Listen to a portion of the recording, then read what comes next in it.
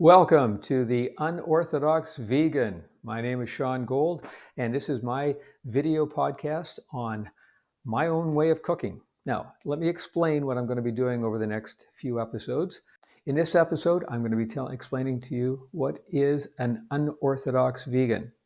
Plus, I'll also give you one recipe. The recipe is for my spinach wrap. We'll talk about that one later. But first of all, what is an unorthodox vegan, you might ask? Well, let me explain.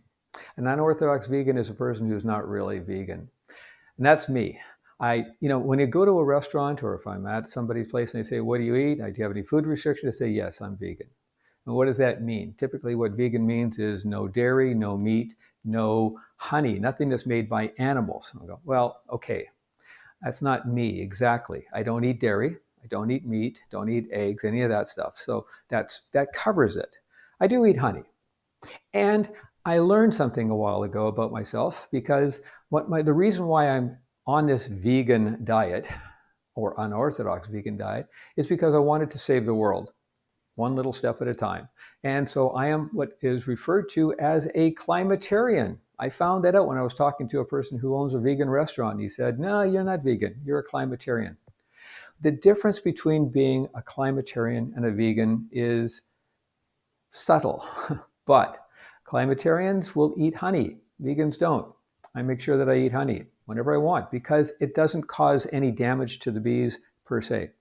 And if you actually raise bees, you have bee hives, and you take care of them, you use them to make sure that they're pollinating and all of that stuff, that's great for the environment. So eating the honey, to me, is not a bad idea. Now, there may be other reasons why vegans don't eat honey, but I just want to point out that, as I said, I'm an unorthodox vegan. I don't follow all of the rules of veganism, but I do follow the basic things. Now, let's come down to some other things. There is a meat that I will eat.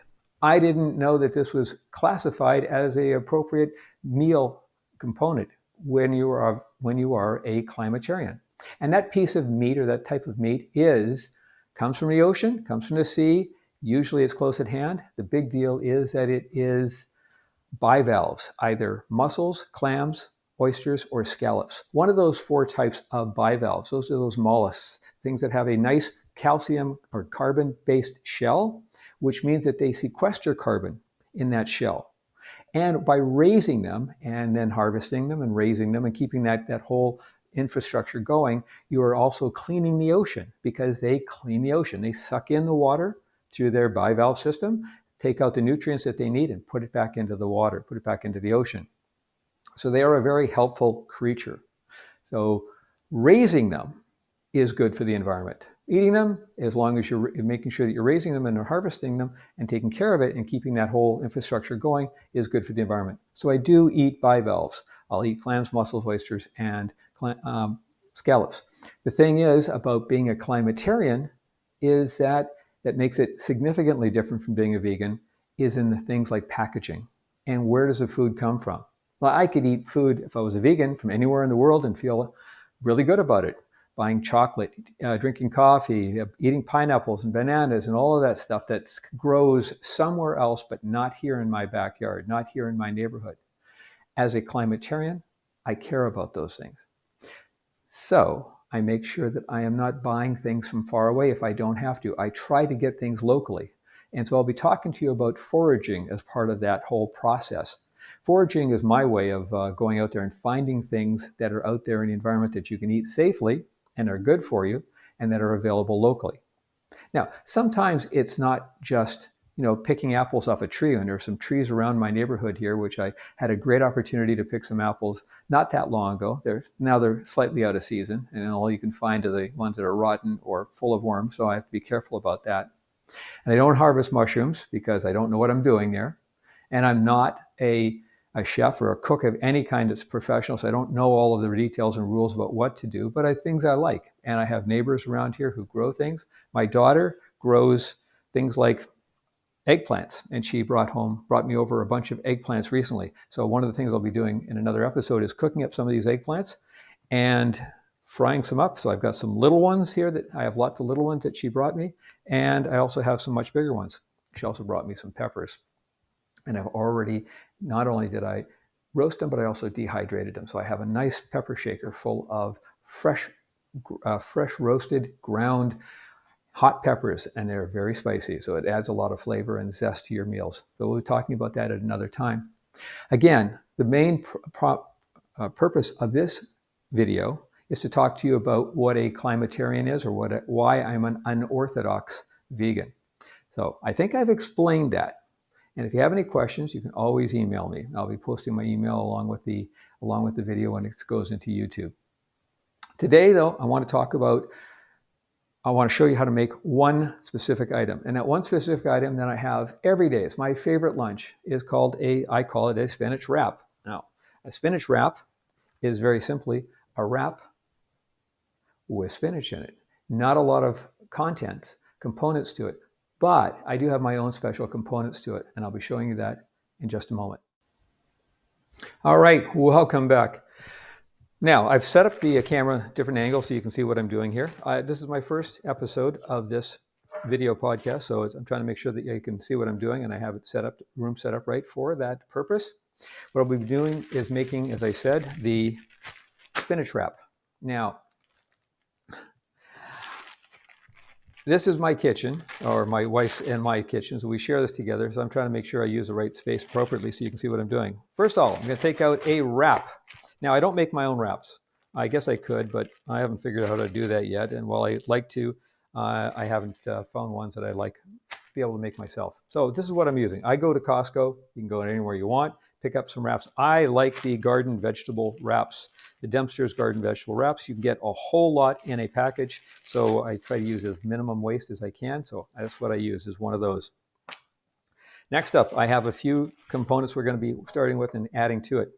I use a barbecue sauce. I happen to get a made by President's Choice, which is from our Superstore brand. I actually make my own as well, but I will do that in another episode. I'll show you how to make my own. And I just used mine up, recently, so I'll be using this one because not everyone wants to make their own barbecue sauce. This is a different type of spicy stuff, which I'll show you. I make this myself. I just happen to use a container, and I use my own mayonnaise, and I'll show you that in a moment. Plus, I add a couple of other components to go into this besides spinach. I have some Daiya cheese. I love their smoked Gouda. Now, this is not quite vegan because I think there is some lactic acid in it. So as I said, I'm an unorthodox vegan. It may not be perfect. I may not be perfect, but this works for me. I love the flavor of it. I have been playing around with making my own cheeses. I haven't found anything that really gives me the right texture and flavor correctly. I'm still working on that. I might get something better later. And I use these meats. Now, these meats I use are from a company called Eve's. Eve's is the brand, and this one is the veggie ham. I think this one is veggie salami or something like that. It doesn't really matter. I will use them. I use it, whichever one I happen to be using at the time. And of course, I have spinach. Now, my store that I go to has a 40-ounce package, 1.13 kilograms of spinach. I love this. I go through one of these every about 10 days, 8 to 10 days, depending on whether I have grandkids over or I'm just eating by myself. So that's it. Those are the ingredients to making an incredible, probably the best I have ever tasted veggie wrap. So let's go through the process. First, let's open up. This is the vegan mayonnaise. I'll be having an episode on how to make the vegan mayonnaise, another episode. This time, I just want to point out that it's getting a little bit oily. It doesn't quite, this one is just starting to separate a little bit more. So what you do, if that happens, is you give it a stir with a spoon. And give it a stir and you'll find out that it's fairly thin. It starts off being a little bit thin, but as soon as you get aerated a bit and get that thing more emulsified with the spoon, it gets thicker and thicker, and you can feel it getting thicker and thicker as you do that. And once you've got it to the thickness that you like, after a couple, a minute or so of stirring, getting that air in there, you've got a nice thick dollop of mayonnaise. So that's about the mayonnaise I need for this. I then put on, this is a chipotle mix of powder. Now, I found this one called Chipotle Seasoning by some company in the States, and I just took the components of the recipe, and I'll explain that on another episode, what I did and making your own, but it's very simple to make your own chipotle powder, the seasoning. So I take this, put that on there, and depending on your taste, you can determine how much you want, and just add a little bit of the barbecue sauce, and just mix that around. Get a nice paste happening to get the bottom of the wrap covered, or the top of the wrap covered. So we don't want to do the bottom and make a mess on the table, the countertop here. So that's about as much as you need. I'm licking the spoon. Oh, this one was a bit salty. That version of it that I did up. So I'm not going to do quite as much salt in the next one. I wasn't sure whether it was the garlic salt or actually just straight salt, but it's got a real salty taste to it. Okay, now I like lots of spinach. So I'm going to put a heaping handful of spinach on here to start with.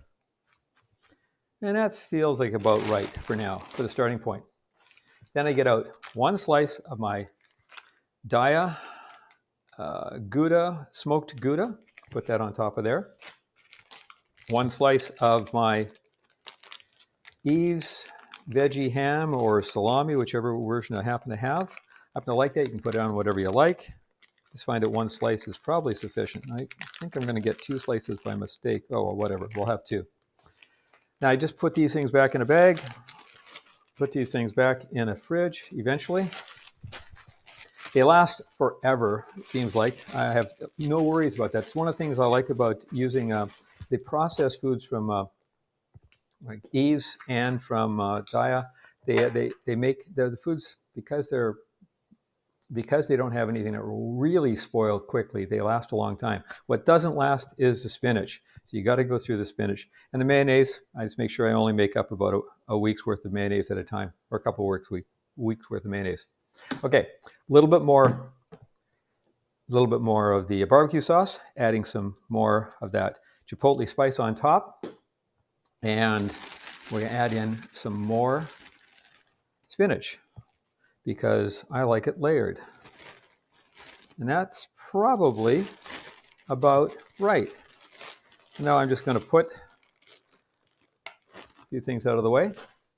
Now I have my wrap. Well, it doesn't look much like a wrap. It looks just like a tortilla shell with a whole bunch of stuff on top. So here's a little secret that I've learned of how to roll or fold up a wrap.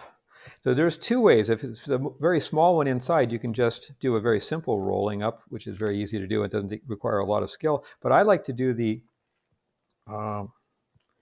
this one for a big filling, and that's to put both halves over about that far, and then take up the end and roll this thing up. And this will give you, this is a burrito wrap, is what they call it, or burrito, how to roll up a burrito. So you get a nice 3-dimensional wrap like that. Now, if you're going to serve this, it's really hard, but it's really easy to eat.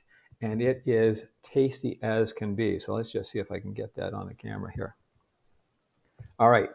So this is for the first episode of the Unorthodox Vegan. My name is Sean Gold. This is my kitchen. And this is my spinach wrap. And it is pretty good. Let me tell you let me just taste it and verify that for you. Oh. Because I've got that sauce on the bottom with the mayonnaise and the barbecue sauce and the chipotle spice, it comes through on the first bite.